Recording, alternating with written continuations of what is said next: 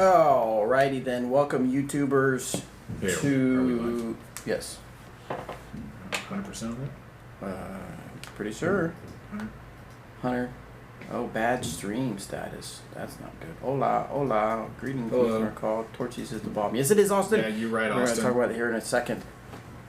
Slow down. Hold Drop on, the gun. hold on. It's not good stream quality right now. I know. What is the deal? Is it? What does it look like to you? Are you hardwired or no? Yeah, hardwired. It says stream status bad. Variable resolution. Is that a comment This on is us? good. It's a comment on the. Like how hard we're trying? Yeah, you're not trying hard enough. Actually, this says hotspot quality good, 93%. So maybe it's just YouTube being goofy. It's still spinning on my screen. Is it? Mm-hmm. Okay, maybe it isn't good quality. Well, this says y'all flip-flopped, so maybe it's up.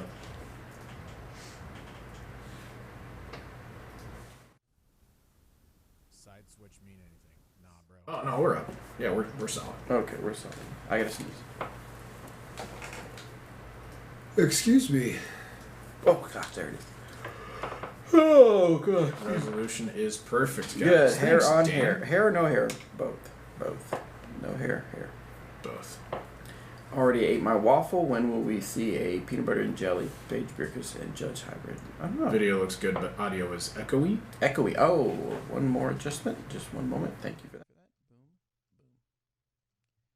That help, Redbeard? Should be good. Hit us with it. Oh, Sawgunner505 $2 super chat says Elite Brothers Disc Golf hashtag New Mexico. New Mexico. Yeah, Jason and Marcos are the guys who do that. I know both of them well. Jason's a Latitude 64 sponsored player, and Marcos I met down in San Antonio. A real bro. You're gonna love it. No audio on the side camera switch. Let's see if that's the case still. That should not be the case now. How about now? We should be How getting about now? How about audio now? How about from just the line in. No sound now. Audio is bad now. Audio is bad. Now no audio. Very quiet, next to nothing. That's really weird because it should be coming from now no audio. Very quiet audio next to nothing. Better but low. No sound. Volume is low or gone. I love when we change things. It says line in, line in. I bet you it's the can't sound gone.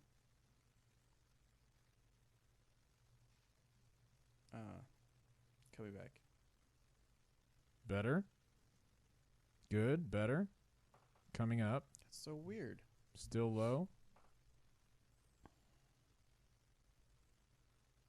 Yeah, keep us informed on what's going on with the audio here, you guys.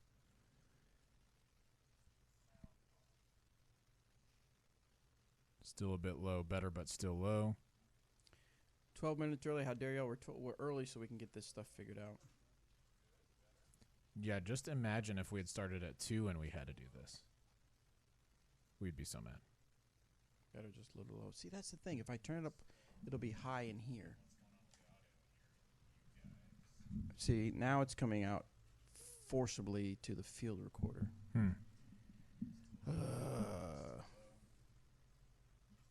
I'm not so sure why it's so low coming out from that main out to...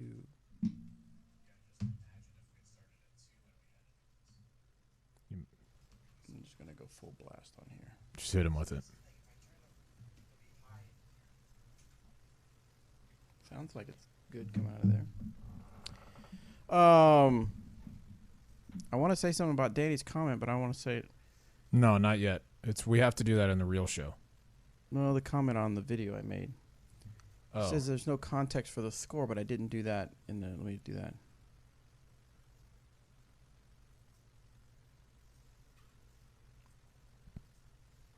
Kevin Gleason hitting us with the hashtag Team Warden. 100% agreed, Kevin. Also, good shooting out at Delaware, my friend. Keep it up, man.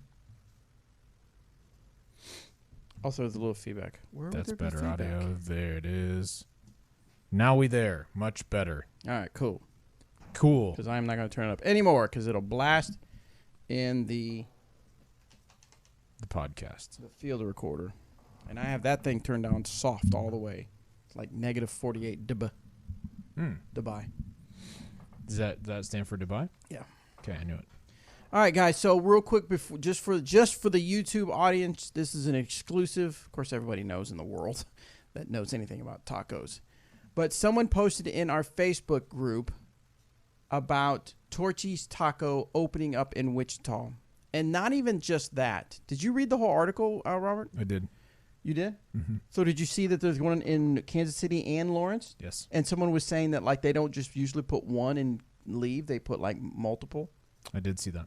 So we may have like within very comfortable driving distance 3 Torchy's Tacos. Yeah, you'll love to If see you it. have tournaments in that area, you can expect to see us at those tournaments more often. That's right. Probably not even to play, if we're being honest, just really to get tacos and then go back home. Right. But if you're having the tournament, you might stop by and say hi. So basically what I'm saying is if you want to see the Disc Golf Answer Man crew come to your tournament, have a Torchy's Tacos within a 20-minute drive. Make it 15. 15, and we're there. Make it happen. So we're super excited. Now, in order to celebrate, Robert had a fantastic idea, which you'll see why. There's no way I would say no to this idea. But Do we have to wait? Do we need to wait for the show, or we're just going to do it right now? we're just going to do it right now. Let's do it right now then. Or should we do it for the regular when we're recording? They won't know. They'll just hear us munching. What's wrong with that? Okay, we'll do it for the show then. We'll wait. It's No, it's that's your okay. show. No, Hey, no, listen, no, no. you are the Disc Golf Answer Man. The silhouette is of your head here. It is. Look at that. Look at that. That's your head. Is that my head? Mm-hmm. That's true. It is. Is that my mouth with the 3 lips? I have 5 lips, 4 lips. Yeah, that's correct. Okay. This. When I look at you, this is what I see. Nice. Are you Just making fun of my thick lips? no. This is just a stack of discs. That's all I see. Oh, that's how you see. And a bald head on top of it. All right. So when's our date to Torchy for the PWO? I don't know. Piney Woods. Are we? You haven't decided, have you? Austin, we're up in the air about Piney Woods. I might be going, but then I also might not be going. It kind of depends on some events that will happen after Piney Woods. If I need to be at those, then I will likely not be able to make it.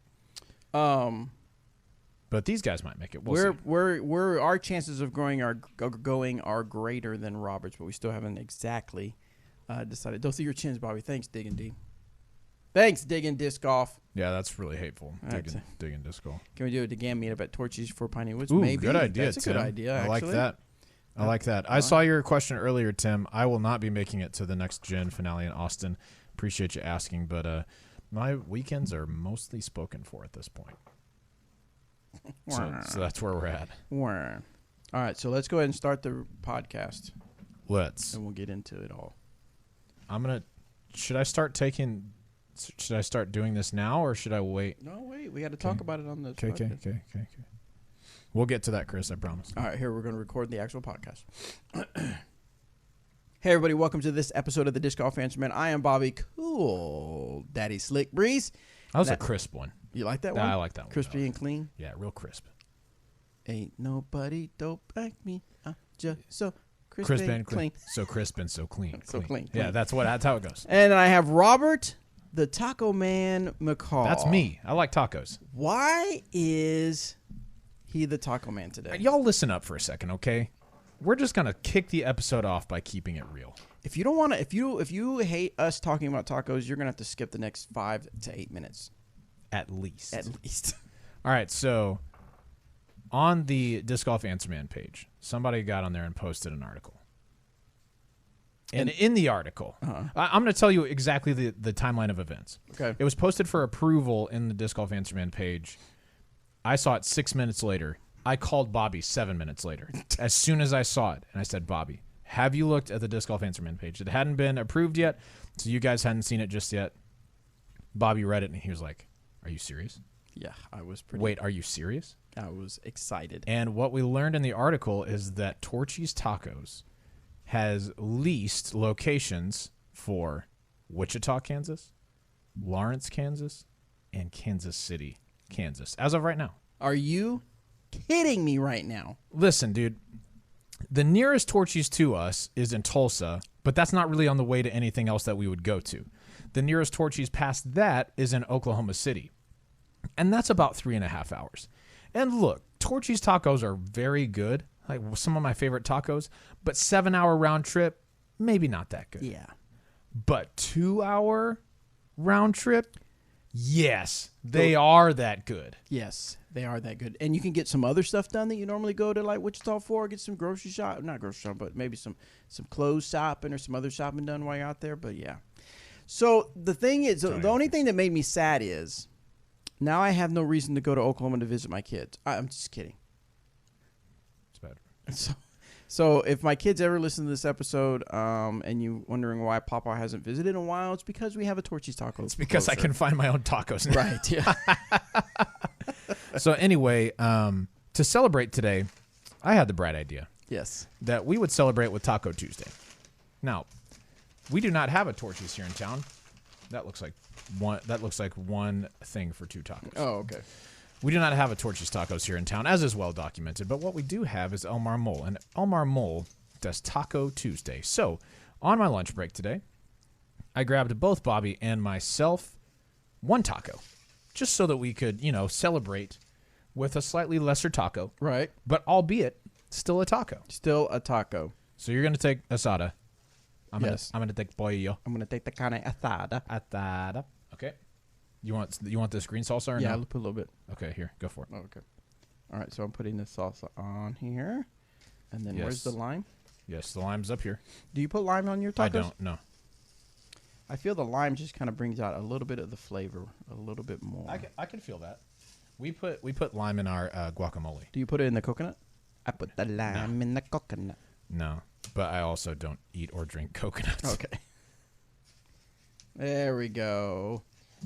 Now these are little tiny tacos, little street tacos, but they're fantastic. So thanks for joining us for the Disc Golf Answer Man. The rest of the show will be us eating these tacos. Mm-hmm. It will not. They will not take very long to eat, but we appreciate you tuning in with us while we eat them.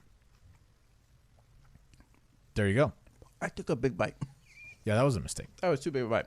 These are good tacos. Thank you, El Mamar. Elmar Mole, man. That one, too. I never can say the name right. So, we are celebrating Torchy's Taco in our vicinity. Good stuff. But we are here to talk about Disc golf. disc golf. Sorry for chewing in your mouth. Secondarily, Chewing in your mouth, chewing in your ear. secondarily tacos. Secondarily tacos. So, but what else? Let's see let's see.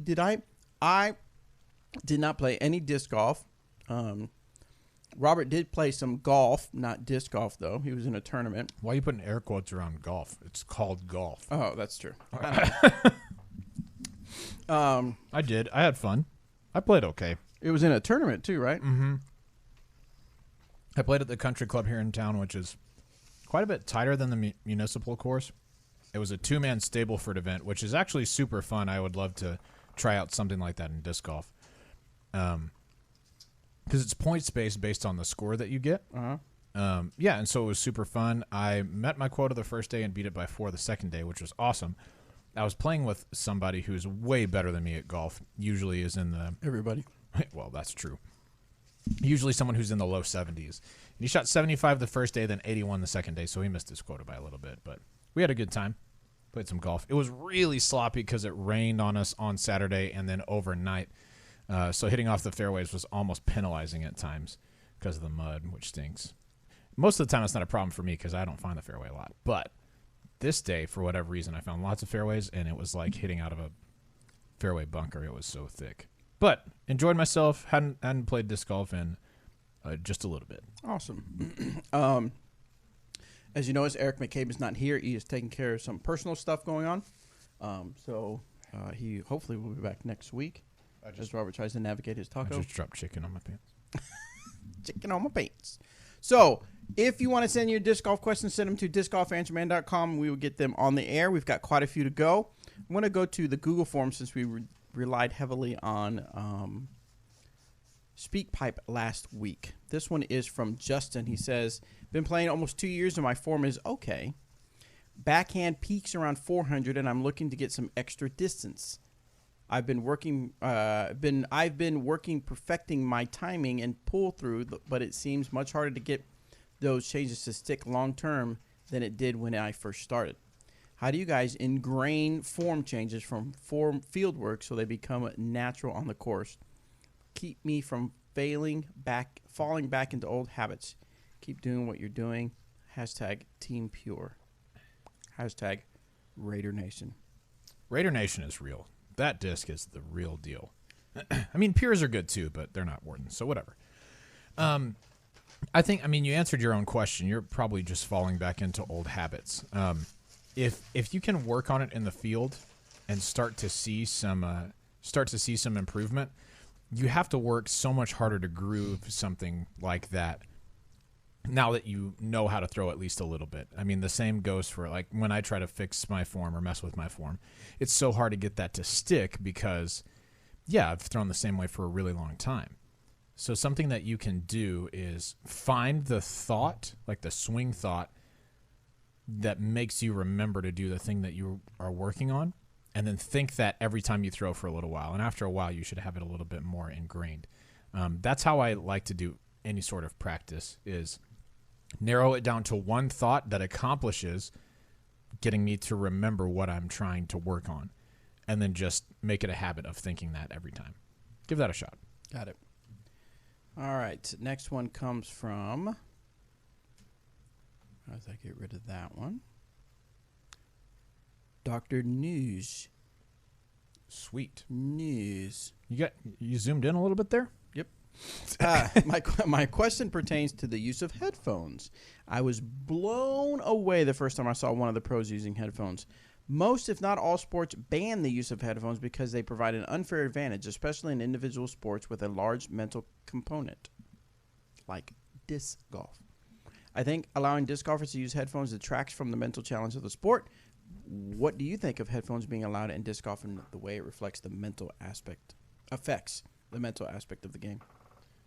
I don't really have a problem with it, but I'd totally be fine if they got rid of them as well. I haven't used headphones in a long time. What about you? I mean, I don't play. Obviously, I don't play a lot of tournaments, but I know that when I'm playing around, and have I ever played like a mini or with the headphones? I don't think. Most of the time, you just bring your speaker. I just bring my little jam box and listen to music. Make it real cash. I could see where the mental part, right? It's getting you into a different mental state, you know. And at the base level, it's kind of serving as earplugs for like distractions. Yeah, noises that are right around you. Yeah, but it's not as though the one player that has the headphones on. You could say he has an advantage because he has headphones on. He has less distraction, but that distraction, that element is afforded to all players. Right. Anybody can do it. Right. So it's not like he has an advantage over the other players because he's, I don't want to say taking advantage of a rule, but taking advantage of the lack of the rule. Right.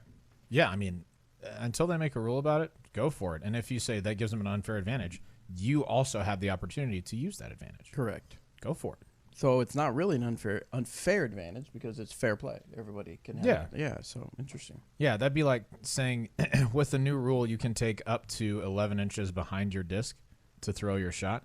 It'd be like if someone didn't put their foot right up on the mini and backed up, 6 inches, it'd be like, well, that's cheap. You're taking extra inches. Well, that's part of the rules. Right. You can do that. Right. All right, next one comes from Nathan. I've been playing for 2 years now. Why have I been playing for about 2 years? I've been playing for about 2 years. Lots of years. I have been improving steadily. This year I moved up to advanced to continue playing with better players that follow the rules. You're saying that was a big problem. Like wearing in a couple of the tournaments that you played. Yes. Since moving up, I have continued to improve until GBO. During GBO, I apparently forgot how to throw a disc and have had to work for 2 months to get my drives back. However, I still can't putt. No matter how much I practice, I just can't seem to fix whatever is wrong. Any suggestions on getting past this? Yeah, Nathan, I got you. First of all, I got you, dog. I got you. What do the kids say, fam? I got you, fam. That sounds right? Yep. That was totally organic. Fit right in with the culture. Okay, yep. Here you go, Nathan. Putting comes down to confidence. If you're not confident, you're not going to make putts. 100% of the time, that's true. You may sneak one in and get lucky. But if you aren't confident that you're going to make a putt, you're just not going to make putts. So there's a bit of an element of kind of fake it till you make it with confidence. You have to convince yourself that you're confident in order to make putts. But really, before you get there, you need to be a little bit more settled into the style that you want, and be practiced in that to where it feels more like muscle memory. So, some of the questions I'd ask you if we were doing a lesson together or something is what type of style do you want to putt? Like, I'd watch you putt a few times and say, is that the most effective way to get the disc to the basket the way that you want to? Because some people want to be really aggressive, but then still choose a pitch putt. And for the most part, those aren't very compatible unless you're like, Ricky Wysocki or somebody like that. I say aggressive as in like it has to be chain high to the basket every single time. Or if you have a little bit more of a conservative game plan, it's kind of hard for you to be a spin putter. But that's just really hard to control toward the basket. So number one thing is for you to decide and figure out what type of putter you want to be. Most people kind of have one that fits their eye or fits their body a little bit better than the other. But whatever you settle on, commit to that. Don't switch every week. Don't switch every round. Certainly don't switch every putt. Get to where you are doing the same thing as close as you can every single time. After that, you just have to be confident that you're going to make it. And a good way to build up confidence is to practice really short putts. 10 feet, ones that you'll never miss. Practice from that range over and over and over and get used to hearing the sound of the chains when you let the putter go. There is a huge mental aspect to disc golf, and I think even more so to putting. And so the more that you are confident standing over your putt, the more likely you are to make it. That's what I would say, man. Putting's probably the hardest thing in the sport. Do your best. It can be a real beatdown if you're not putting well. But the more that you practice, the more you groove that stroke, that's going to create confidence in you. And the more confident you are, the more putts you're going to make, plain and simple. Hope it goes well, man. That's a tough one. That's some good advice, fam. Yeah, I got you, fam. I got you, fam. All right, next one is from Nicholas. Some players spin, flick, or flip the disc in their hands as part of their pre-putting routine, like Paige Pierce flicking the disc above her head, or Nate Sexton spinning the disc between his hands. If a player steps up to their lie and accidentally drops their disc during their routine, does that count as a stroke? What if it falls closer to the basket than where their mini is? I'm working on my own putting routine and don't want to establish a habit that risks an added stroke. Yeah. In order to get a stroke, it's more about intent than where the disc travels, really. If you're flipping the disc in your hand and you drop it and it rolls away or something like that, nobody's going to be like, "Oh, you were trying to throw it." Or for Paige Pierce, when she kind of flicks her wrist above her head, what she's doing there that she's told me before is trying to get a feel for a good wrist follow through before she putts, right? So those two, I would say, no problem whatsoever. If the putter did slip out of Paige's hand when it's going over her head, I find it really unlikely that someone would try to say that she was attempting to make a putting stroke. What you don't want to do is a full power fake out with the disc in your hand unless you are supremely confident you're not going to let it go. Look at somebody like Chris Dickerson for that. He does pretty much a almost full speed practice shot before he throws in before he putts, and it would terrify me to do that with a disc in my hand. So that's the only one that I would shy away from if I were you. But if it's obvious that you're not trying to putt the disc or throw the disc when you go up to practice, it shouldn't be a problem. Just make sure that you don't make it a problem. There you go. So some big news in disc golf today.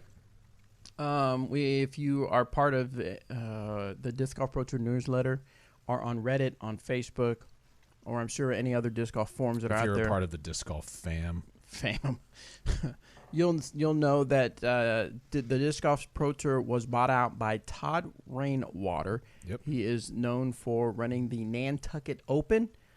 He was also came out to Glassbone Open last year because we have the Rainwater Raz Round. The Raz Round, of course, was inspired by Todd Rainwater because he had a Raz Round at the Nantucket Open. Yeah. We approached him and said we thought it was such a cool idea. Could we please do that at Glassbone Open? He gave us his blessing, and we named it the Rainwater Raz Round, and it was super popular. Yeah. Anyway, and Todd is the man, by the way. He's such a cool dude. He's such. That was the weekend that Eric and Tina Oakley got married, and we were able to stay at. I think that was his house, right? Or one of his house, or Where we stayed? no, not where we stayed, where we where the wedding took place and they got ready and everything. Yes. No, where they got ready. Yes, that was his house. Right. So, and it was right on The beach, like right next to the lighthouse where we did the ceremony. literally It is look. Yeah, and when he invited us beautiful, into his yeah. house upstairs to the top of his house, yeah, look out. It just- was amazing, and he's a really nice guy. Anyway, he purchased it, and Jeff Spring of Vermont and the Green Mountain Championship, the Smuggler's Notch, all that stuff. He was the sports director or events coordinator type thing. Yeah. I think both of those are accurate. Something like that. And but now he is going to be the CEO and tour director, right? Yep. Of the Disc Golf Pro Tour. So lots of changes. Well, maybe not lots of changes, but I'm sure some changes are going to be coming along. I think of what I understood that the rest of the year is kind of going to be not as many changes you'll notice, but 2020 will be like, okay, it's under a new regime. Yeah, I think there are still some things up in the air that we'll have clarity on in the next few days. But for the most part, yeah, I think you covered the big news of it. If we're going to respond to that or react to the news, I would say, we've had a little bit of an idea that this was going to happen, or something like it was going to happen for a little while. And I think it could be really good for the Disc Golf Pro Tour. I mean, having somebody like Todd at the helm. Todd he has a big heart for charity. Has worked a lot specifically on Lyme disease, things like that. And so, yeah, I mean, he's really tied into that world, and I think he handles money exceptionally well. So that's going to be a big benefit for the Pro Tour. That's not a slight against Steve or anything. That's just something that Todd is. He's great with money. And then Jeff Spring has put on Green Mountain Championship for a long time. He was the tournament director of the World Championships up there in 2018. Smuggler's Notch is just an incredible place, and I will say I am very excited to see the new direction that these guys take. I do think some things will be different, and before we go any further with anything else, I want to say that for the people online who are saying, man, good thing we got Steve Dodge out of there. He's the worst, or he hasn't done anything. He's the most hated guy or whatever. I'm telling you right now, Steve Dodge did more for disc golf in the last 5 years than maybe anybody else. Okay. Argue with his methods if you want to or not. But the Disc Golf Pro Tour being created allowed professional disc golfers to thrive in a way that they haven't been able to before, then they probably haven't really thought of before. The National Tour has a few events. Disc Golf Pro Tour added a lot more events with a lot more added cash. I think that made it more feasible for more touring professionals to be on the road. So yeah, say what you want about Steve. He is a fantastic ideas guy. And this idea of the Disc Golf Pro Tour, I think, affected professional disc golf overall in a very, very positive light. A lot of the touring people who are out there should be thanking Steve for his work. So, like I said, say what you want to about Steve. I think he did a fantastic job with the Pro Tour. I hope that he continues to succeed in whatever he does after this, continuing to run MVP Open, and I'm sure he's got other things going on in his area. But yeah, I'm excited for the. You think Steve Dodge will stay in disc golf? Maybe. I don't know. I could truly, honestly, I could see him starting something totally new and still enjoying disc golf, but not staying as active as he does now.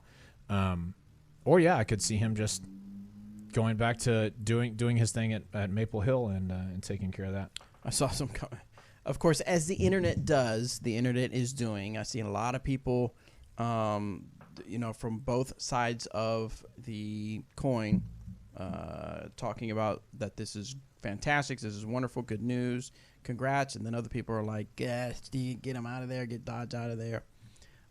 Someone made the comment, said, oh, is Vibram Discs going to come back now? No, I don't think that's on the docket. No, I don't think so. But yeah, excited for the new stuff from Disc Golf Pro Tour. I think Todd and Jeff are going to do a fantastic job. I look forward to seeing, what events they choose and what they do moving forward. And honestly, just a big thank you to Steve. I think he did a great job with what he had. This last year was a little bit tumultuous, you might say. But yeah, Disc Golf Pro Tour existing helped out disc golfers and disc golf a lot. And I will say one thing that will probably upset some people. I'll see what the YouTube people say back at me. But when I see the comment that says that where he went wrong was not allowing Jomez and Central Coast to film, although that was a bad decision, I don't believe that is what made things go bad for Disc Golf Pro Tour. It wasn't good for it. Mm-hmm. Wasn't good for it. I'm sure that was maybe icing on the cake, but I don't think people are giving that too much weight is what I'm getting at. I think it's less. No? It's less that those companies weren't allowed to be there for the first few events or whatever it ended up being, and it was more the rollout of how it happened. Okay. And I'm not entirely sure that's the fault of the Disc Golf Pro Tour, but that's how it happened. I think the rollout, not having a plan in place before saying these well-loved media crews weren't going to be there, I think that was the big thing that started some, I guess, question marks. Gotcha. Okay. All right, let's move on to back to the questions. This one is from Casey Bryant. Try it again? At Gmail. Oh, KCB Bryant. Gotcha. I like to pronounce it at Casey Bryant. Yeah, sounds good. Kibriga Bryant. Brian T. Here we go. Oh, no, we won't. You're not plugged in? Ruh-roh. Let's get plugged in. We were MTV Unplugged. Do we need a mute? This is going to be loud. Oh, you're quick. Quick on the draw. Here we go. Hey, y'all. Just a follow-up question from a few weeks ago. Y'all had mentioned that 18 discs was plenty, but I was just curious, what's the right number for each? Let's say that somebody has 6 putters, 6 mids, 3 fairway drivers, and 3 distance drivers. So ultimately 3, 3, or 6, 6, and 6. Just curious what y'all's thought is. Thanks. Take care. Keep it real. I think that might be maybe getting too detailed specific, because it's going to depend on, one, the style of player you are, perhaps even the region that you're from, what types of courses you typically play, and I mean, I guess the type of player you are kind of follows along this is your preference. Yeah. I mean, you may have some people that may not have that many mid-ranges because they got a few putters that they just love to throw on that mid-range spot. Right. You're going to have some people that are going to play in more woods. They're going to want to have certain kind of disc for, not quite high-speed drivers because they want a little more control. Or you're going to have people like us in Kansas who are going to want those drivers that's going to fight the wind really well. So The wind. So I don't know that there's a perfect combination of numbers of how many high-speed to fairway to mids to putters to whatever. At least that's my take. That's different for different people. I carry... I think I'm around 6 or so distance drivers. A lot more fairway drivers for me. Probably... Oh, dear. Oh, dear. No, about 6 of those too. About 5 mid-ranges and about 6 putters. But, I mean, that's just how I do it. Like, Eric Oakley carries a lot fewer than that. Yeah. Same with Paige Pierce. So, yeah, I mean, you can do it however you want to. I don't think you need to set specific limits. I do think when you're setting up your bag, you want to make sure that you have discs to throw the shots that you want to throw. So I have a very overstable distance driver, a pretty overstable distance driver, a straight one and an understable one, and then someone's in between, just kind of depending on how I feel. Having stabilities in each of those speed ranges, I think, is what I'm going for. So that's how I would set up my bag. We have dates for GBO yet? GBO is April 27th through May 2nd, I believe. There you That's go, the Chris. competition part of it. Now, this GBO week starts That's much for you, earlier man. than that. Yeah. Mike says, now I don't feel bad carrying 4 putters. I carry, for competition rounds, I carry 2 putting putters and 4 throwing putters. But if I'm not practicing, a lot of times I'll carry 4 putting putters just to putt. Just to practice. Yeah. But you shouldn't feel bad carrying any number of discs. You do your thing, man. Yeah. Back to the bag thing, as far as how many discs. The other day, week we were playing, and I looked down at my bag and I thought, man, I have a lot of drivers compared to my mids. And Eric says, well, wait a minute, aren't quite a few of those fairway drivers? I'm like, well, yeah. I didn't think about, because it looked lopsided, like I had too many thin discs compared to more blunt discs or whatever. That's totally how my bag is too. Yeah, and he was like, well, wait a minute, some of those are fairway drivers. So anyway. All right, let's move on to the next one. Let's see. Let's give Matthew a try. Hey, Disc Golf Answer Man, Bobby, a.k.a. Cool Daddy Slick Breeze. Eric, I sold my soul for the truth, McCabe. That he did. And That he did. Robert, I'm probably naming my first child Warden McCall. I just got a question for you Middle guys. name? I started, Trademark push pending. putting after spin putting for a little bit. And I'm just having trouble with my nose up angle, my release. I'm ultimately confident because my ego is giant, so I always think I can make everything, which is a hindrance. But I have confidence. I'm just not. I'm not getting the form down right. I know if I work on it, I can champion this thing. I just want to know. I know you guys are in Kansas where it's windy, but if you ever have or know anything about push putting, could you help me with that? And one more thing, if you guys sponsor, I know you guys sponsor players, but what is like the lowest rating you can have to be sponsored? I know it's not all about that. I'm only a second-year player, so I'm going to get better over the next couple of years and probably ask for a sponsorship. So, yeah, what's the lowest rating you can have? Do you have to play open and all that other good stuff? So, love the show, guys. You guys are awesome. I listen to the podcast every chance I can get. I work all day with headphones in, so you guys are always in my ears. Appreciate it, and love you. Bye. Bye. Don't play in those headphones. People No, will not like it's you. disrespectful, fam. As far as being rated, now I can give my story. When back in the day, before I was hired by Dynamic Discs, but I was doing stuff for them part time. I was actually on the ambassador team, and I was probably rated 750. I don't know what it was. Really, really low, but because I was an ambassador for, I was doing videos, and of course they wanted me to throw the discs that they were, because at the time they had 4 discs, and so they wanted me to throw all the 4 discs, promote them and stuff like that. So. So there is no rating limit. Yep.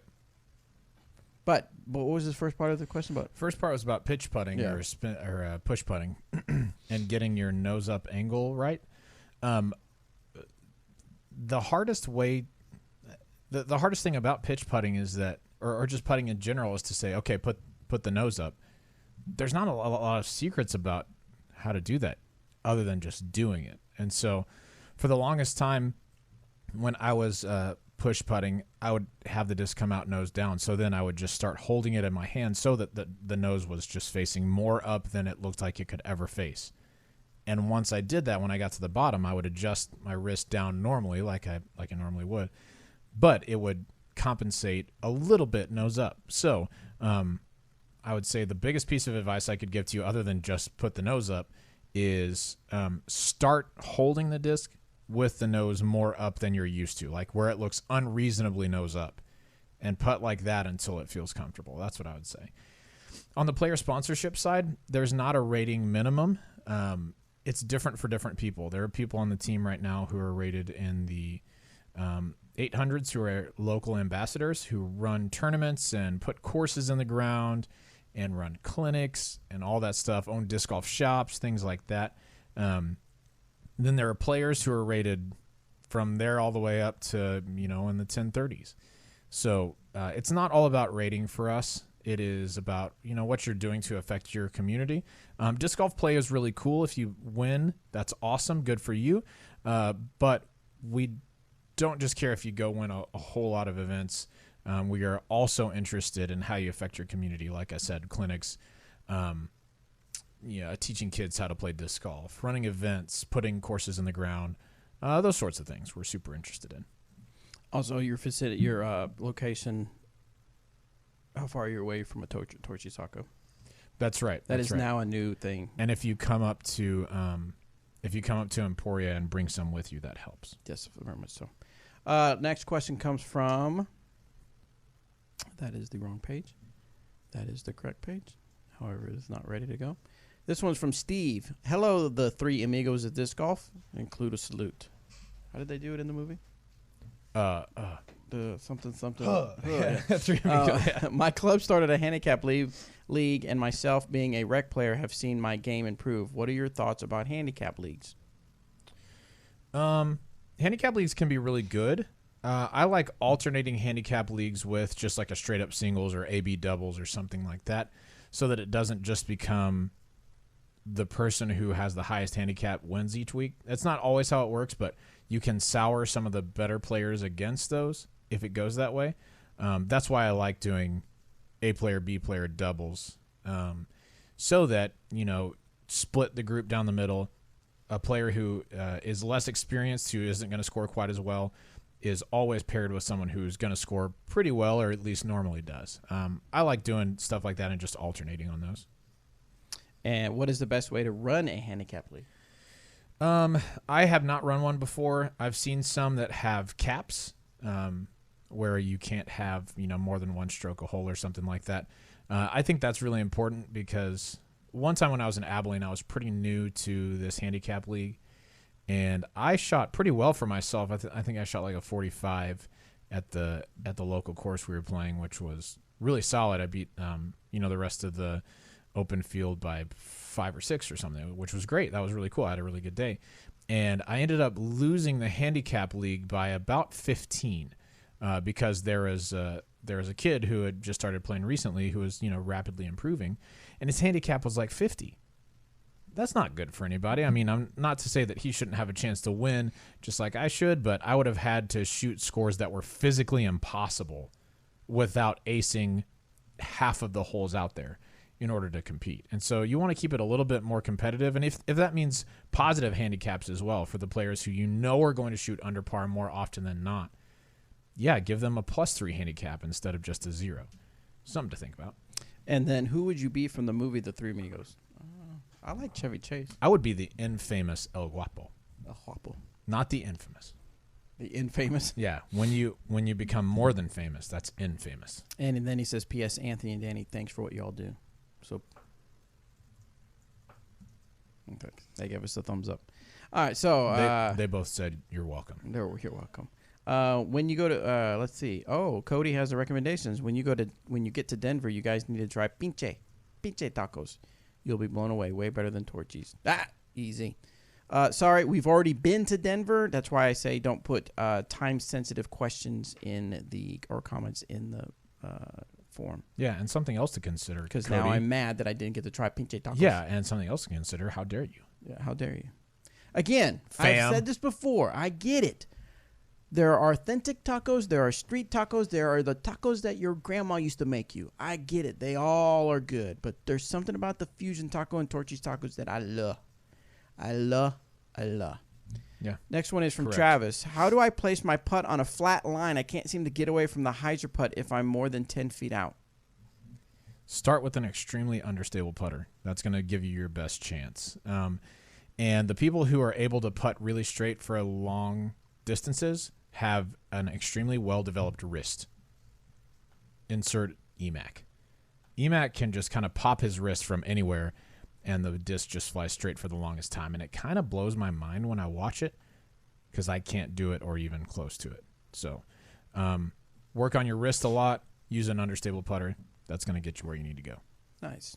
Let's see. This is from Canada Chad. Hey, Disc Golf Answer Man crew. I've been throwing DD long enough that I have hand-dyed discs from other manufacturers. I saw one of these in my collections a few days ago, and it got me thinking of how much I miss that look sometimes. Huck Lab still does full dye jobs for their tri-fly discs. Do you think if there was an increased cost involved, perhaps that DD would ever offer hand-dyed discs again? I don't think so. I don't know. We just, at this point, we don't have the capacity to do that. We've got right around 50 employees or so. Actually, we have a little less, I think I heard. Is that right? Yeah, Shane mentioned it the other day, and I thought it was crazy. Just a wee bit less. Right. But yeah, and each of those people are doing something that is integral to the dynamic discs and dynamic distribution operation.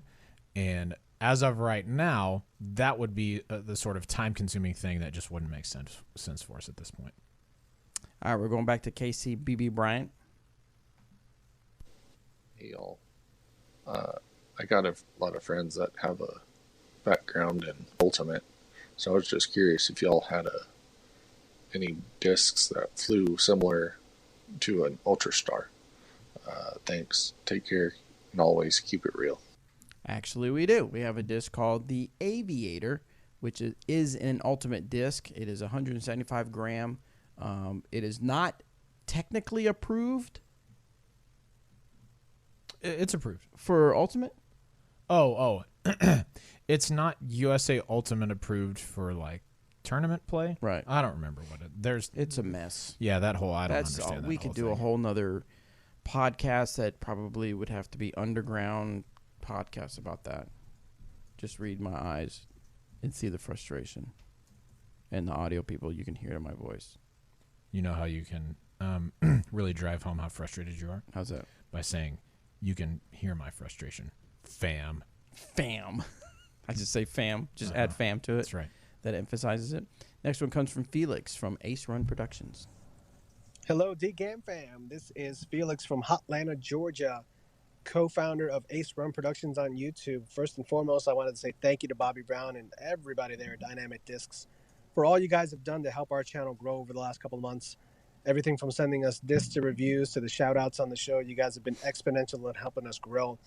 And because of that growth, we've been actually in contact with one of our local school districts about providing clinics and field day events for our middle schoolers, which we're very excited about. It's a chance to really help grow the sport and make an impact with the next generation here.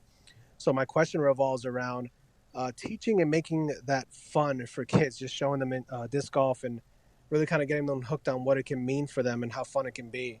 So any tips and tricks or advice, games, anything like that you think would fit for that middle school type of curriculum to really get the kids involved? And then the second question revolves around our disc. So actually, me and Robert just talked today about a video project that I need to get done for him, and it talks about disc golf curriculum. So what are your thoughts on middle school curriculum for middle school kids? Felix, I'll say that's something that we're working on. Because we're always working on something. That's right. It's not something that I'm ready to release just yet. Oh, so that's not a something. Smashbox exclusive. Huh? Oh, I always get that. This is actually on the disc golf. Okay, sorry. Yeah, that's something that is in the works. Not ready to talk about just yet, but something that I'm pretty excited about. On the middle school side, I would say. Oh, I guess I wasn't supposed to say anything. No, it's fine. Oh, okay. I mean, I just don't have a lot of details to share right now, other than, it's something that we're working on that we want to be able to put out there for schools to use. Oh, but okay. On the middle school side, I would say the more that you can get the kids involved longer than just standing and watching other people throw or listening to you throw is better. I would say that's true for middle school and definitely true for elementary. But middle schoolers want to feel like they belong. That's like their thing. And so if you make the barrier to entry really low and applaud them even when their shots don't do what they want to do, that's going to help them a whole lot. As far as teaching them goes, keep it to the most basic that you can.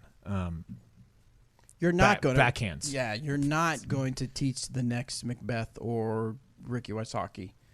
You don't have to get super technical, right? No, definitely not. Yeah. I mean, you want to start with a good foundation, right? But it's not. You're not going to start by saying, okay, when you get ready to throw, you're going to brace your front foot by making sure that your weight is all. Like you just don't need that. No. One of the ways. So Jake Key is our community development guy here, and he was an elementary teacher before. And the way that he describes a disc golf throw is set yourself, so turn your feet, perpendicular, or your body perpendicular to the target. Draw back and follow through. And that's really all that you need to do without getting super complicated. Turn your body so that it's ready to throw, reach back, follow through. That's what you can do, man. There you go. So do that. He's got another question, though. Golf tournament that we have coming up in October, just around players packs. We want to do something a little unique besides just a disc and a hat or a shirt. Tacos. Yes. Think about it. Yeah, order them in from Torchy's. Make sure that they can ship a cooler. Something Just put them in aluminum foil. Make sure you tell the players to eat them immediately. Yeah, do not put the aluminum foil in the microwave. Right. For the players pack. So just wanted to ask you guys, thinking back to your AM days, what's something that's unique or fun or just a little cool that you've gotten in players packs in the past that maybe stood out to you guys? We're just looking for ideas. Thanks again for everything that you guys do. We are fans for life. Thank you, and thank you some more. And as always, keep it real. Thanks, Felix. Thanks, Ace Front Productions. They're always dropping super chats in here and on Smashbox and Like live it's hot. coverage, and they're doing some pretty sweet disc reviews as well on their channel. So if you want to check them out, Ace Run Productions, you can check those guys out. Favorite player pack item that I've gotten. So I got to go to the USDGC last year, which was really super cool. And one of the player pack items that they did was a custom hammock, like an Eno hammock. A full-on hammock? Yeah, it was awesome. That's pretty cool. I had one already, so I ended up selling it. But it was had I not had one, it would have been the coolest. You already had a hammock. Well, yeah. You've got a hammock, Danny? You have a hammock, Anthony? Yeah. See, we're normal people. Okay, hold up. Before living here, I lived in Austin, land of the granola. Okay, and lots of What do you, people had hang the hammocks. hammocks off the granola trees? Yeah, Okay. that is where granola trees grow. In fact, thank you for asking. When I lived with my roommate before Shay and I got married, I slept outside in my hammock like probably 2 nights a week. It was fantastic. It was perfect weather for it. Hammocks are pretty cool. One time, I have a mosquito net and everything, right? But one time the mosquitoes were quite vicious, and they got me pretty good overnight. Okay. I don't remember like a super. I mean, I remember getting like little Nalgene bottles. Those are cool. I mean, getting a super popular discs is cool. I don't remember getting anything like a hammock. No, I'm sorry, I can't help you with that one. It was really cool. They did an umbrella. I thought that was cool. I have seen like custom discs with your name on them. I've seen, shirts are pretty cool. I don't like getting a disc necessarily because whatever. I've got lots of discs. No, I'm so sponsored. I've got all No, kinds I of mean, discs. even before that, because like maybe a small subsection of the people who are playing the tournament are going to actually want to throw that disc most of the time, right? So getting something that's of value in a different way, like I got a towel that I still use today at an amateur tournament. It's awesome. It's the best towel I've ever had. Next question comes from Nick. He says, "Hey guys, I know the Raider, Guard, and Vandal through the Trilogy Challenge were all recently released. I love all three. Are there any new discs currently in the making?" There are, in fact, quite a few new discs currently in the making. They are all for the 2020 season. Yep. You'll start now. Remember, the Vandal isn't even really released to the public per se. Right. You can only get them through Trilogy Challenge, and I think the Vandal was a TFR at one point. No. So once the Trilogy Challenges are over, then we will have the stock stamp release of those, and then of course release in different plastics. So. Right. A couple of comments on the board here. People are saying that they like disc retrievers. I have received a golden retriever before, and I thought that was fantastic because I've had those before. Usually I keep one in my bag, but sometimes I'll switch between the bag and a cart and not have one. Having one of those around just to fish out of the water is the best. So something to think about on those. Silly Pint with the tournament stamp, that's pretty cool. And then Aaron says socks. Everyone loves socks. I'm going to tell you right now, I love socks. I am passionate about having decent socks. So I'd be interested. Nice. All right, next one comes from... Hey, nice looking socks there, bud. Oh, speaking of socks. Those are fancy. Next one comes from, let's pick a good one. What do you say, Robert? We get a good one here. This one's from Josh. I use a control grip every time I throw. I can throw between 400 to 425 consistently. Some of my friends and I should try a power grip for more distance. Said I should try a power grip for more distance. I've tried it a couple times and I grip lock more than the power grip just because I don't normally throw it. My question is the little bit of extra distance that I might get out of a power grip worth it? Meh. Not for me. I do throw with a power grip, and I can throw it a little bit farther than a fan grip, but I've just become accustomed to it now. I don't think that it's the difference in like 50 feet. not so much that it's like, wow, I have to try this even at the loss of control. Really? Yeah, that's what I think. If you're already throwing 400 to 425 with a fan grip, man, stick with a fan grip, especially if you're consistent with it. Come on, man. All right, then. Okay. All right, next one comes from G. What up, G? What is up, the Gammy family? This is Guggen calling from BC, British Columbia. Just finished my first tournament in Whistler. Did pretty well, but you guys deserve a shout out. You guys, man, you guys get me hard, and you make me want to go out and play some damn disc golf. When I'm there in a long day at work, and I'm listening to you guys, you get me excited, and that make me want to do good shit. So thank you for that motivation. That's all it is. Thank you. Keep doing you. You're having a huge impact on the disc golf community. And you know what? You guys are consistent. I don't know if that sounds pretty lame, but I think that's a great thing to have in a world that there's a lot of chaos. Love you guys. Keep it real. Real. Real. Real. Nice. Nice effect. Thanks, G. All right, so thanks, G. Real quick, I'm going to keep it real, G. I'm going to have to keep you have your language kind of calm down here a little bit. Now, I know he's not crazy. I'm not doing anything, but YouTube will give us a strike if we have that on there. And I have had parents tell me before that they actually listen to our show with their kids. So, G, I love you, man. I love your enthusiasm. I love that you send your stuff in. I'm glad that we are able to help you through a tournament, stuff like that. But if I could just ask you a huge favor and think of the kids. Mm-hmm. Do it for the children.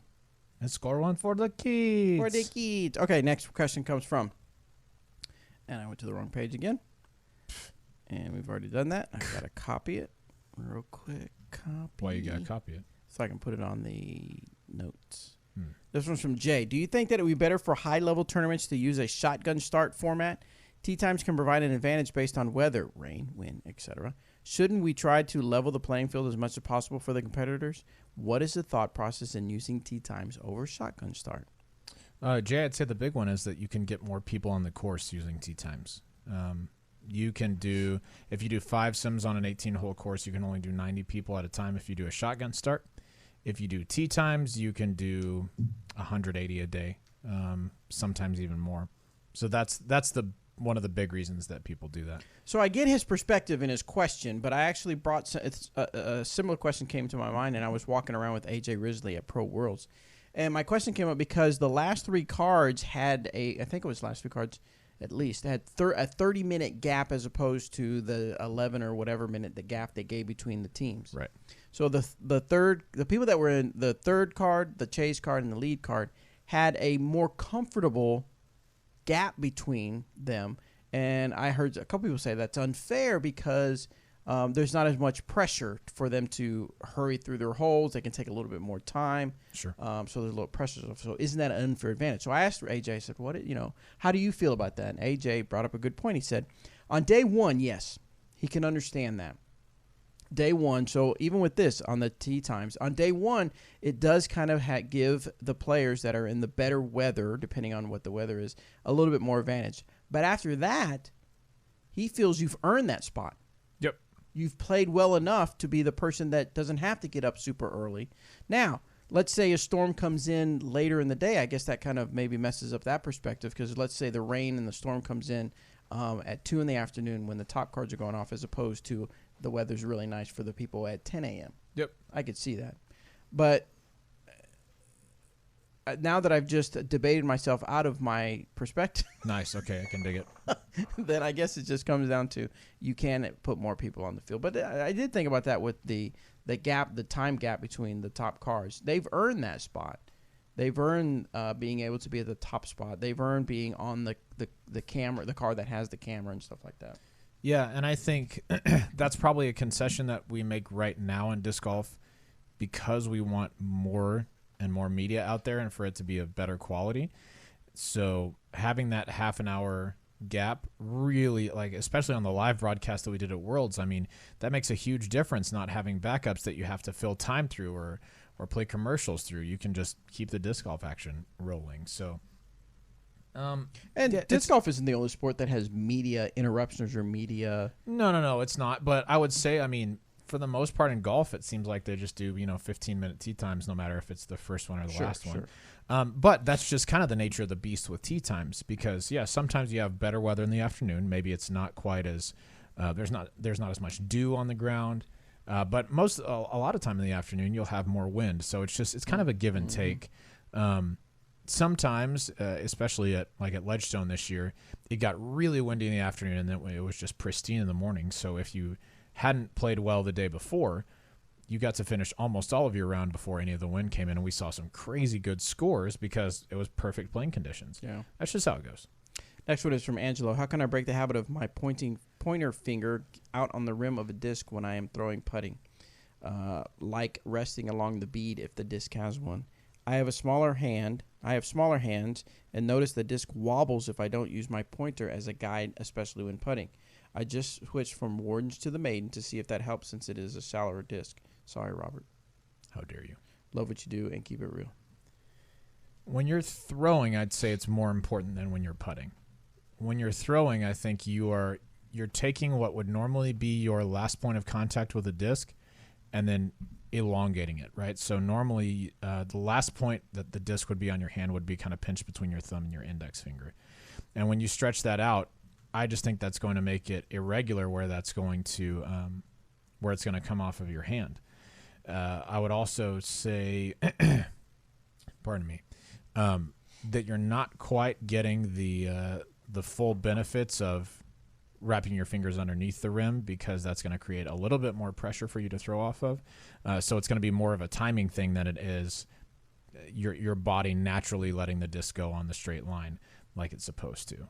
So for throwing, I would just start small. Start by wrapping that finger under there and throwing putter shots 50 feet, 100 feet, and then just gradually move up from there. When you're putting, I'm not sure it's as important to keep your finger off the rim. I mean, I want to say Macbeth keeps his finger on the rim. He's pretty good. I think Ricky Wysocki does also, just kind of like on the bead, not curled under, but just on top of it. So yeah, that's less important than throwing for sure. All right, next one comes from the great Cornholio. Nice. He says, I recently started playing 3 weeks ago and have had to prove to others that I really did start so recently. I played 2 rounds recently at Seymour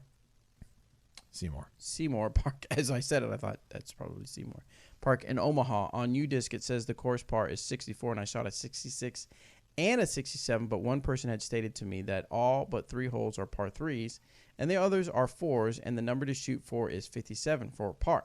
My question is, how am I really doing as a rookie that just picked this up 3 weeks ago and never touched a disc before? Well, that's awesome. I mean, you're doing great, Cornholio. Yeah, everybody starts in different places, right? Some people are going to pick disc golf up faster than others.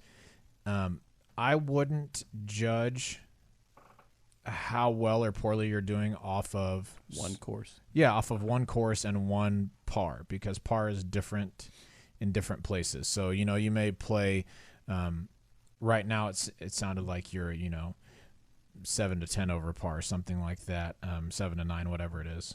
9 to 10, now that I see the question again. 9 to 10 over par, but you may go to a shorter course and only shoot 3 over par. That's awesome. Then you may go to Emporia Country Club and shoot 30 over par.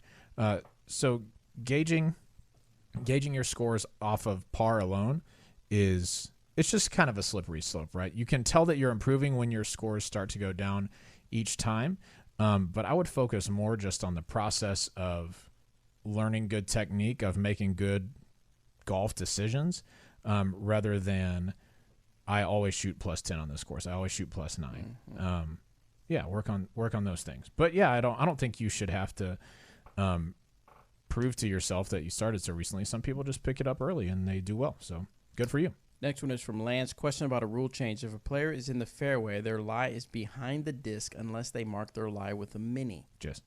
Then it becomes the back of the mini or the front of where the disc had landed. Right. Wouldn't it make more sense to allow players to touch step on their disc without penalty and only call a foot fault if the player marked their lie with the mini and touches it? I get what he's saying. Especially since it seems most pros aren't looking or calling this type of footfall anyway. Okay, wouldn't it make more sense to allow players to touch step on their disc without a penalty? Why would you want to step on your disc? Yeah, but hold on. Okay, so a lot of times when you hear foot faults called, it's because somebody leaves their disc on the ground and steps on the disc because you can hear it. The disc moves. Right. But you don't see it as often when they mark it with their mini because, mini's smaller. It doesn't make quite as much of a sound when you step on it. But the point that he's getting Except at when is... your mini's a turtle. Yeah. Then you might hear something. It squeals. Hey, don't do that. That hurt. Anyway, it's interesting that, and I do think this is one of the inadequacies of marking in disc golf right now. As it stands, the back of the disc is your lie unless you mark it. Then it becomes the front of your disc. So that's not right, right? So one of the things that I've heard debated before is that we should be marking the back of the disc, right? So not putting your mini along the back of the disc, but matching the back rim of the mini to the back of your disc and then picking it up because That then seems it's complicated. then it's always the same lie no matter if you mark it or not. So, no. Hold on. Mm-hmm. I get it now.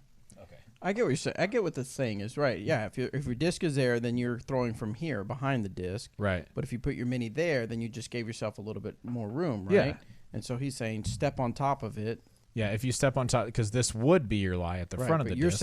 You're saying put your mini on top of your disc and then remove the disc. And Yeah, so no matter what, it's the back edge. I've heard people discuss that. I mean, it hasn't even been close to put in motion. But I've heard it being discussed before. I still think, as it is, I do think stepping on your disc should be a foot fault because that's a big target to be able to stay behind. But the same goes for the mini. So, yeah, I mean, it's just one of the inadequacies of marking things. I think you definitely have to call a foot fault if somebody steps on the disc because let's just assume for a second people were clever enough to say, all right, I've got this disc in my bag that's going to be some sort of textured to where it's actually better for me to step on it. You don't want people to be in that situation. Or if the ground is super wet, they could dry off the top of the disc and have one dry spot to you just don't want to mess with that. So something I noticed at Pro Worlds and Music City Open a little bit too is that so a lot of times when you see advanced players or not quite pro players. They'll actually, so their disc is on the ground and they'll mark their lie. They'll put their disc right in front of they'll put their mini in front of their disc. But pros kind of just drop it. Yeah. I mean, I've seen Some people do. even I like a lot that it made me take notice. Like even if they were OB and they do the three, usually people do their three, you do the 3 meter. 3 meters out, right? Yeah. Yeah. But you'll see a lot of people walk it out with their feet, and then they won't bend. Like me, I'll walk it out with my feet, and I'll like bend over and place my mini in front of my foot. I've seen pros like just walk it out and then just drop their mini in front. Sure.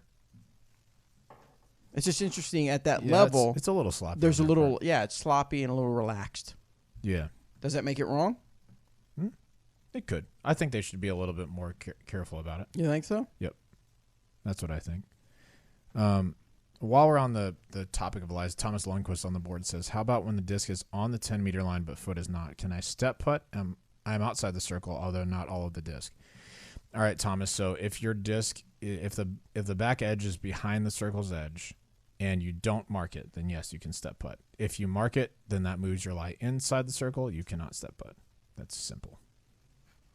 That simple. Simple. All right, let's go to SpeakPipe for our last question from SpeakPipe. This is Alex.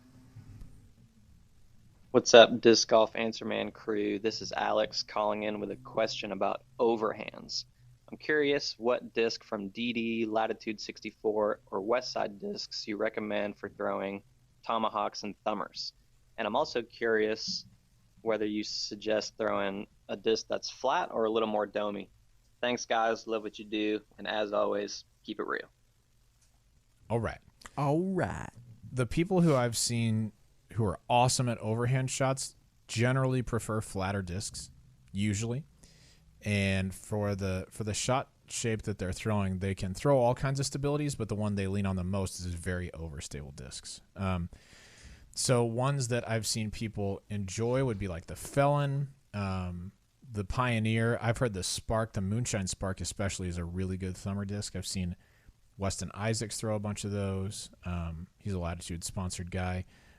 He throws a lot more overhands than most people that I've seen or played with. You can also, if you have bigger hands, you could throw the stiletto. That's very overstable and usually pretty flat. But yeah, in general, you want to throw something more overstable. That's going to give you that long, slower pan, and that's going to get you a little bit more distance. If you're trying to get the disc to flip over quickly and just kind of do its barrel roll and go down fast, then something more neutral to understable is what you want to look for. And that could really be any disc. But for the super long panning shots, overstable is the way to go. Excellent. Dara had a question. Never had it happen before, but can you mark your disc, change your mind, then replace the disc and throw from behind it? Negative. Nope. Once the mini is down, that's your lie. That's it down. it. That's it. All right. We got time for a couple more questions from the good old Google Forms. Yeah. This one is from Jason. Nope, I'm not even going to try it. I'm an avid disc golfer, MA1, and I'm taking a trip to Colorado in August. I'm a member of Team Trilogy, and it's been a dream of mine to see the DD facility and how my favorite brand of discs are made and distributed. So I'm making sure I stop in Emporia to check out the DD factory, and I would love to play the Country Club, the GBO course. I saw on Udis that you need an invitation from a member to play the Country Club. I was wondering who I should talk to or what I can do to fulfill my dream. Can I see his name? You can see it right now. Jason Kalashevsky. Jason, if you listen to the show, write in and tell us if we're anywhere close on that. It reminds me of like Mike Krzyzewski, who's the coach for Duke. So anyway, there are some specific rules to play the Emporia Country Club, and the best way to get the most up-to-date rules is to go to dynamicdisc.com. Go to resources and then click on Visit Emporia, and you'll see information down here on the Emporia Country Club as far as scheduling times to play and how to play. You can also, if you want to schedule a tour of the warehouse, we actually have a Country Club Estate Airbnb that you can rent out for your time here in Emporia. So yeah, and that's owned by Jeremy Rusko. A lot of times he'll stop by and say what's up, spend some time with you, which is pretty cool. He'll kind of intrude upon your life, so he'll just be real nosy. Kind of his thing. Yeah, kind of his thing, just to ask you all kinds of questions about your life. Schedule that tour, and then go to the Country Club website. You can see when they have availability for disc golf. He'll give you all kinds of assignments and projects to do that you never will see the end of. Oh, wait, what? Oh, well, I'm sorry. That's next question comes probably from... have Jenny Margaritas. Yeah, now that part of the guy. This one's from Moose. Moose asks, what happened there? I recently played intermediate in a B tier. A B tier. A B tier where the field was split into two pools, with MA2 being the top divisions of B pool. I shot the hot score in the second round for a 960 rating and noticed that the hot score for round one was close to 960 rated. Was there an artificial cap on the ratings because of our division? Or would my round have been 970 rated if I had just made one more putt? You know the answer to that, right? No. What? Yeah, you do. Oh. It's artificial. I don't know. No, it's definitely not an artificial cap. That's a fair question because a lot of times pools kind of end up with the same scores near the top. But the way that ratings work, the only cap that exists is based on the ratings of the people who are there.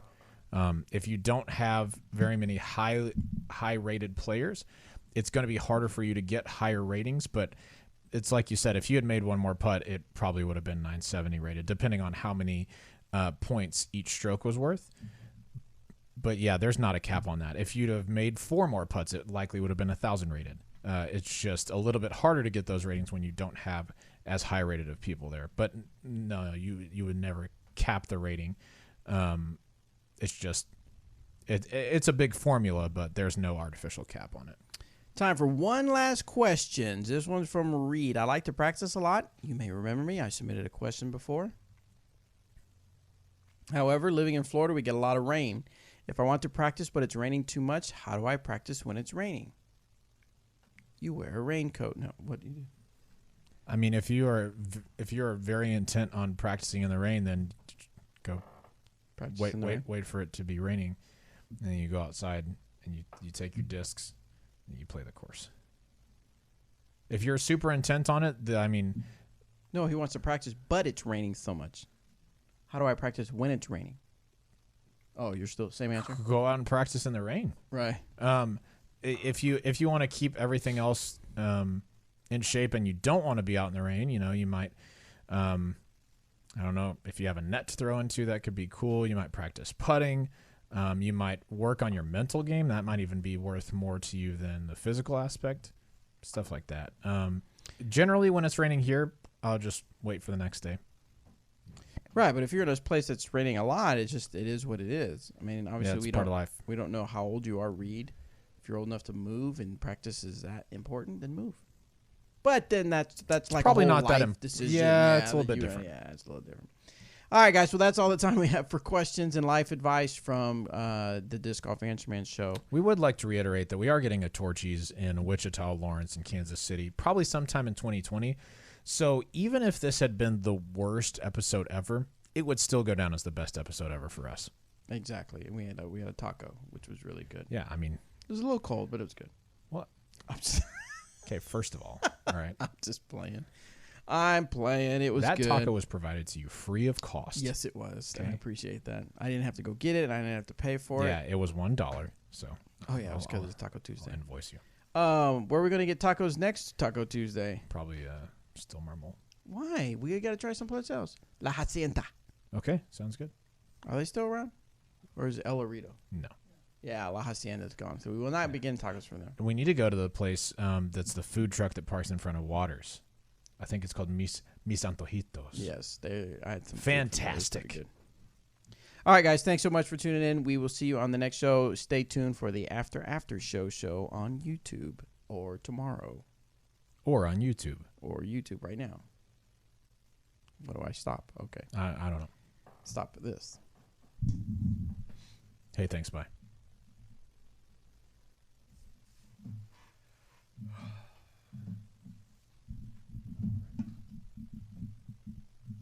Hey, YouTube. All right, YouTube, get some questions in. Drop I will some let you know questions that I have for a us, little friends. bit of a headache, and You I do? cannot think straight. Dude, I've had a headache too recently. Is it cut? Did you bring allergens into our house? Did I bring allergens? Yeah. Did you do it No. on purpose? How did I bring allergens? I don't know, man. Have you been like breaking out my allergies? No, actually, my allergies have been better, but I've been using more medicine. But I mean, that's just how it is. A different medicine. But the last like 3 days, I've had a pretty intense headache. Really? Yeah, for no reason. That's weird. Yeah, I don't get it. Brad, I got you. The words on my mini say, watch your link, follow through, be confident. Those are the words that are on there. The specificity of watch your link is once I pick the link that I'm going to aim at, I watch that all the way through, even after I let the putter go. It helps me to make more putts and feel more committed to the stroke. So, yep, that's what that is. On commentary or on coverage, I often hear commentators say player is using his most overstable insert disc. What makes something most overstable of what type of disc? It can be plastic types. A lot of people feel that some certain plastics are more overstable than the other plastic. Yep. Parting line height, where the pieces of the mold meet. Generally, if that line is higher, the disc is more overstable. Dome has something to do with it on some discs. So yeah. The beat-in state of the disc. If there's a disc they've had for quite a few years and it's beat in, it tends to lose its stability. Yeah. So if it's brand new, Right. usually that's the most overstable it's going to be. right. It used to say what? What? It used to also say get 1,000 beat Bobby, but he doesn't need that. Oh, Where is it at? on your mini. Oh, Someone's making a joke. no, Chaser. I've had the same one since I got on the team, so like 2014 or something like that. Been using the same one ever Salvi since. says cool daddy slick breeze, and I reply with Salvi. Mm-hmm. Yes. Pat says, what do you guys think about requiring B tier and above to have 10-meter ropes or 10-meter circles on each basket? Pat, I love it. I think ropes is the easiest way to do it. Tie one around each basket, leave it alone. Easy decision made for each group. And if you have oak trees, then you have to tie a yellow ribbon around it. Yep. Tie that yellow Yeah. ribbon around The old oak tree. Oak tree. Yeah. It's different. Dig and DG, what are the odds on Elucid X Warden? Not sure just yet, man. I'm very interested in it. I mean, personally, that'd be really cool. But I know that as we get into the like the slower discs, production has a little bit more difficulty handling those for some reason. So if it happens, though, you know that I'll have at least one and probably way more. Speaking of Wardens, I made that Warden collection video and said I was going to do a giveaway for that video. Oh, yeah. We are now, I guess we're 8 days past when I said I was going to do that once we got back from Worlds. I just want to share with you, if you did buy a Warden during that time, the giveaway has not happened yet. The reason for that is the person who would be able to give me the list of orders along with their names and addresses to where I could send the discs if somebody wins has been extremely preoccupied and out of the office for the most part. So as soon as he can get me that list, I promise I will have the giveaway completed. So apparently I misunderstood Salvi in his joke. He said, "Cool Daddy, sick breeze." Ah, sick breeze. Yeah, sick. No, I'm not quite sick. I just have a little bit of a headache. Emoji Emily says, hopefully there's not a carbon monoxide leak. I don't think so because Shay and I have lived in the house for 2 months now and haven't had any issues. Maybe I'm the carbon monoxide. You brought the carbon monoxide. Yeah. What's the most cost-effective way to fill my bag with trilogy discs? Dustin, for the most part, I would say, Misprints. Yep, misprints through the DD website is going to be your best bet. Most of the time, those are around like, I don't know, $9 or $10, as opposed to 16, 17 for Lucid, 18, 19 for Fusion. Those are the ones I would check out. Delaware Disc Golf, is it just me or is it encouraging to see the best pros in the world struggle like I do weekly? Yeah, Daryl, that course, I haven't been up there before, but it just looks exceptionally difficult. Just super hard. And that can beat you down over time. That's kind of how Northwood was. I mean, even the really good rounds out there, you saw people getting rough kicks and having to scramble and stuff like that. So, yeah.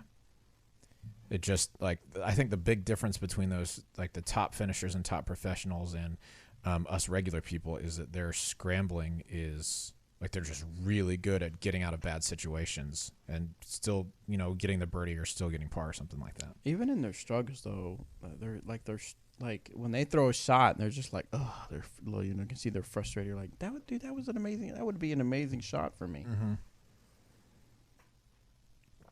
Let's see. Let me scroll back up a little bit. What's your all-time favorite disc golf moment? Gosh, I don't know. I kind of also don't know. Oh, well, I've said this before. This was kind of a cool disc golf moment when John Dusler paid me when I went out to Disc Golf Planet when I was working for, I was like freelances, I guess, for Disc Golf Planet TV, and I went out to the memorial. Wasn't even sure what the memorial was. I just knew it was a disc golf tournament that he wanted me to create featured videos for the live coverage, and he paid me, and I just thought it was the coolest thing. That's super cool. Mine's kind of along the same lines. The first time I got to commentate at the World Championships, I think it's my favorite thing. When was it? That was 2016 here in town. Oh, okay. Yep, happened totally on accident. Dixon was supposed to do it. Did you just trip on a microphone and start talking? No. Dixon was supposed to do it, but he was playing too well. He played in the afternoon. I was playing extremely poorly because I had just come back from knee surgery at the beginning of the year. And so Terry was going to have to do it by himself. I hadn't met Terry. I didn't know him or Johnny. But I just told Dixon, like, hey, man, I mean, I'm not experienced at this at all, but if Terry just needs someone to, like, walk around with him and throw it to answer, like, a question or two just to take a little bit of pressure off him, like, I'm happy to help out. I got nothing else going on. I'm going to be done playing disc golf by 11, right? And so they were like, we'll just take a shot. And then from there, I commentated on my third World this year. Is that still on? That'd be kind of interesting to watch, see how you progressed. Oh, yeah. I mean, at the time, I just kind of went with what I thought was okay. And now we've got, we sound so much more intelligent now because we have UDisc. Oh, yeah. You've got so much more It data. changes everything. Yeah. And I mean, I've been around more of the top competition since then, so I have more personal experience with it. But UDisc is absolutely revolutionary in how we can process disc golf. Yeah. Yeah, probably that first Worlds for me. And then, dude, this last year we got over 15,000. Like a couple weeks ago, 15,000 concurrent. I didn't know that. Just on YouTube. like another 1,000 on Facebook. Which round? The final round of men's. Oh, It was I on didn't- 2 different streams though. I didn't realize that. Yep. Then like another 1,000 on Facebook and like 500 or so on Twitch. It was really cool. That's pretty cool. Super duper cool. Arthur wants to know where are the margaritas. That's only when Jeremy Russ goes on. Yeah, that's right. Any updates on Lucid X verdicts? I don't know. Yeah, we'll see. Oh, already then. Kenny says, I'll ask again, maybe you missed it. What was your first concert? Mine was Berlin, opened for Thompson Twins. Dude, I don't have any idea. what my Mine first was, concert I think his name was Scott Taylor. I couldn't even try and guess. I think his name was Scott Taylor. I What- know he was a Christian recording artist. While you look at that, I'm going to answer this. Trent Murray said, I'm relatively new to disc golf, but played baseball. Don't think I have slow arm speed, but haven't been seeing great distance with the Defender. Just ordered the Raider. You think it will add distance? The Raider is going to be a little bit less stable than the Defender, but not like where it's just going to instantly give you more distance. If you have the arm speed necessary to throw a Defender, the Raider is going to give you a little bit more distance. If the Defender is a little bit too much for you, it's kind of going to be a crapshoot whether it'll just instantly give you distance or not. Steve Taylor. Oh, James Taylor. That's what you meant to say. Steve Taylor. Fire and Rain. James Taylor. Steve Taylor. Oh, okay. Sorry. Steve Taylor was an artist back in the 80s, and that was my first concert I went to, and he had this song, Meltdown at Mad Am Tussauds, Nice. that I thought was a really cool song. Let's see. Steven says, I have several different putter molds I practice with. Like the feel of the Warden, Pure, and Deputy, since basically everything putts the same from close. How do I pick the best for me?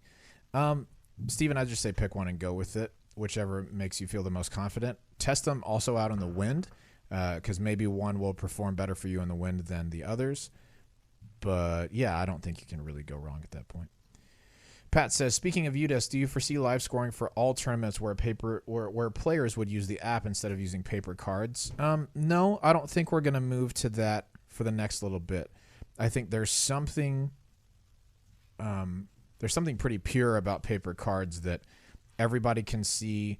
It's the user error, I think, is pretty. The user error, like margin of error, is pretty slim because you pass the card around. You're not going to worry about your like technology failing you or your phone running out of battery, anything like that. So Neil says, where were you guys in 1985 when I started throwing? Would have loved the show then also. Neil, in 1985, I was but a wee child. I was actually born in 1985. Oh, wow. I was in 85. I would have been 13 years I was old. going to say like 12 or 13. Yeah, 13 years old. And I wasn't thinking about podcasts. Podcasts weren't even a thing. True. I don't think. Benji says, any tips for starting a disc golf club at my school? Benji, I would probably get with your PE teacher, physical education person, and see if that's something that they'd be interested in helping out with. And then you might reach out to Jake Key up here and see if he has some good tips for starting stuff. You can find him on Facebook. I think his email is community@dynamicdiscs.com, so you might reach out to him. Are you working your way down? Yeah. Where are you at? Keaton Monroe. I'm 4 under Pat M. where he mentioned. Gotcha. Keaton Monroe says, any quick tips for playing nighttime glow disc, trying to beat the heat down here in Texas tonight? Bring a massive flashlight with you, like one of those huge spotlights. Those help a lot. That's about it. For my anniversary, my wife gave me a Moonshine Deputy and a Raider. I love both this. Nice.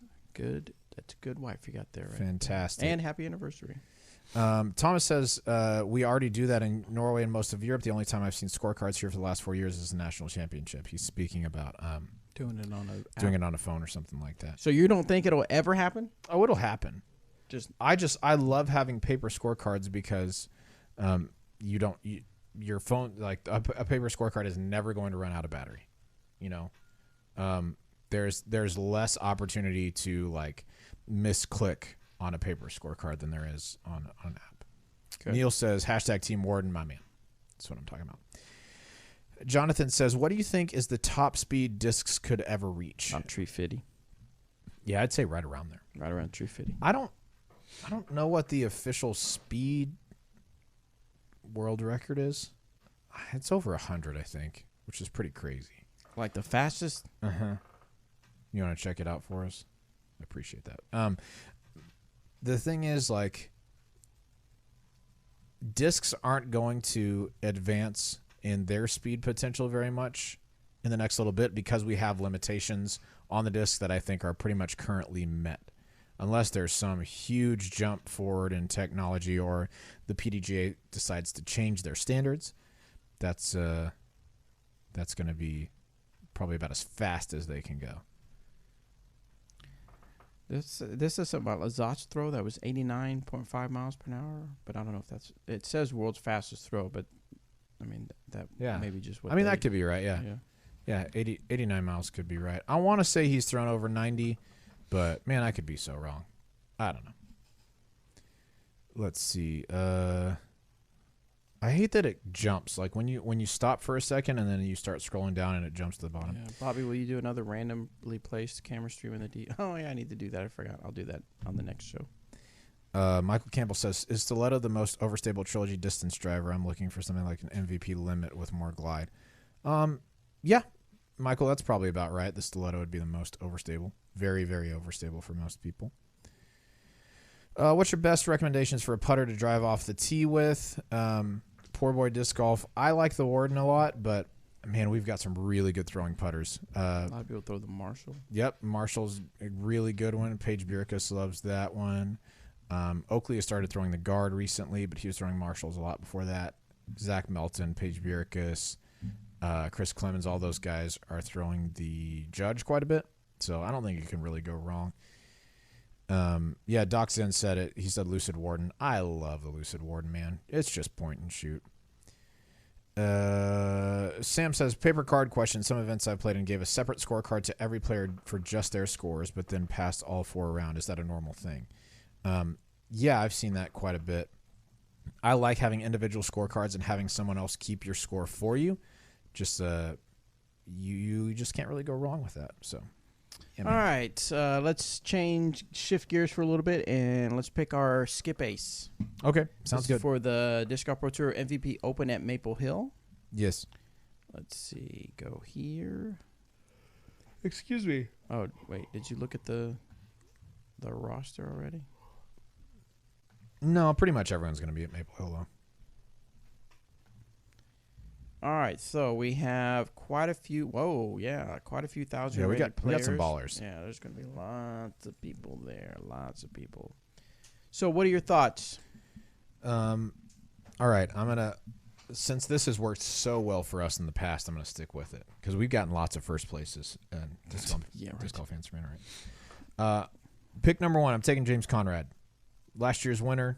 If he doesn't lose his cool like he did at the. Yeah. If you guys haven't seen it on Reddit, on the disc golf subreddit, there's a video of James Conrad just absolutely losing his mind and kicking a tree stump. You should check it out. The title of the post is James Conrad Unbridled Raged. Unbridled Rage after chaining out during. Yeah, you should check it out. Yeah. Really, really depressing stuff from him. That's not true. It's a very funny video of like the smallest reaction ever. I know. After James misses the putt. He's the man, dude. If you haven't met James, he is the coolest kid around. And he, like, honestly, he's so cool because, like, he doesn't try to be cool. He just is. When he walks around, he kind of bounces around like he's a bro. Anyway, I'm going to take James Conrad. I think he's a good pick. Next on the list, we're going to go with... man, this is a tough one. Okay, we're going to... Let's make a decision right now, Bobby. We're not going to pick Paul or Ricky on principle. Okay. So let's do it. I want to put Clemens in there. I like it. He's been playing really well lately. Yes, he has. Let's drop He just in... won the Vacation Land Open. A little A tier. And Jordan Castro got second, I believe. Yep, that's right. And J. Ray Won Masters. won Masters. Yeah, two A tiers in a row for J-Ray. Yeah, and Good then, stuff by him. Chris Clemens had an ace that I can't remember the name of the company that filmed it, but got it on video. Little harp ace. Let's drop in Paige Pierce on the women's side. I think we did agree that we think she'll win there. Who else do you think on the women's side? Who would you like to drop in? I'll let you pick whoever you want. Who played? Who won it last year? Paige. Pretty sure Paige won it last year. Paige won last year. Katrina Allen. How does she do when she? Excuse me. She didn't have a big loss from Worlds, but that's kind of a. Yeah, and she won Delaware this last week. She won Delaware, so that's good. So I'm gonna go with Katrina. Yeah, sounds good. Okay. Okay, that leaves us with 2 999 rated players, or 1 1020 something and 1 980 something. Up to you. I'm gonna let you pick the rest of them. You are? Yep. I don't know a lot of these players. Better take a shot. I'm gonna go with.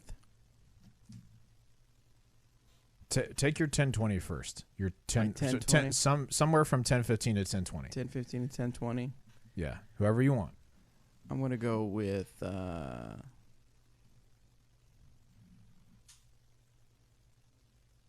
Perkins. Yeah, all right. It's a pretty good choice out there. He's a solid player. 981 left. And then I'm going to go with. I don't know any of these people. You got to know more than I would. Sorry, if you're not above 1,000 rated, I don't care. No, I'm teasing. Dang, bro. I am totally teasing. Dang, bro. I just don't know these regional players. The regional guys, huh? All right. We're going to look up there a little bit. If man, that's a tough one. I know who Nicholas Carl is. Seen him play a little bit.'s pretty solid. I have heard the name Henry Childress before. Yep, he works for Innova. That's probably why. Whichever one of those you want to choose, I'll back you. I'm going to go with Justin Whitney. Yeah, sounds good. Do us right, Justin. Whitney. We believe in you. And our alternative will be the Nicholas Carl you mentioned. Yep. Our alternative for women will be Kristen Tatar. Sounds good. We did it. Save picks, we're in. Remember, guys, go to skipace.com. Go make sure you select your winners or your picks for the Disc Golf Answer Man League, and we will see if we can give away some stuff. Did Holcomb win last year? That could be true. I'm sorry. If that's true, Chaser, my fault, man. Did we give away from last week? No, we did not. We didn't from Worlds? We did from Worlds. We didn't from Delaware. Oh, well, we didn't pick Delaware. Well, then we shouldn't give anything away. Right, then we're going to be selfish. All right, let me look here. Last year. You're right. You're right, Chaser. Holcomb won this last year. Little Paige got second. Yeah, she was charging a little bit. 7 shots back of Sarah Holcomb. Interesting. Yeah, cool. All right, so that's all the time we have for our after show. Thank you guys for tuning into everything. I'm going to put this together and work on some other stuff that I'm working on. And then I'm going to go get ready to go take some photos of Jake Key, who's doing our junior league. Nice. He's doing a really cool thing where he's got some kids together, and they're doing a junior league where he's teaching disc golf and getting the kids out there to play. Last time, I think he had 18 kids. Yeah, something like that. And we're hoping to build that a little bit more just to kind of get some more kids involved in disc golf. And I want to document it and so we can give information for you guys of how to get out there and get kids involved in disc golf. If you haven't done so already, most of you guys probably have because you're here in the live chat, but please subscribe to the Dynamic Disc YouTube channel here. YouTube. Ring that bell for notifications so you can be notified when we go live with Disc Golf Answer Man, when we put up new videos like some of the practice rounds that we're working on right now. I say we like I'm doing it. Danny and Anthony are working on. Bobby's got a pretty cool video about Paige Pierce coming out soon, so lots of stuff going on. Subscribe, ring that bell, and then if you throw a like on this video if you enjoyed the stream today, we would appreciate that, man. Yeah, we're at 42,024 subscribers. Nice. We're thinking about maybe doing something for a little giveaway. At 50,000 subscribers. It's going to be $50,000. Yeah, no, that is completely false. One per subscriber. $1 per subscriber. If you are a subscriber, you receive $1. No. Let's see. $1 off of your favorite. Maybe disc. that would work. That would We'll be see. a lot better. We'll see. All right, we're gonna end it before Robert gives away the company. Wait, what? Is this legally binding? Yeah, Is it no, verbal? this is not legally Okay, binding. okay, good. So, all right, That's a thanks, close guys. one. We'll see you on the next show. Hey, bye.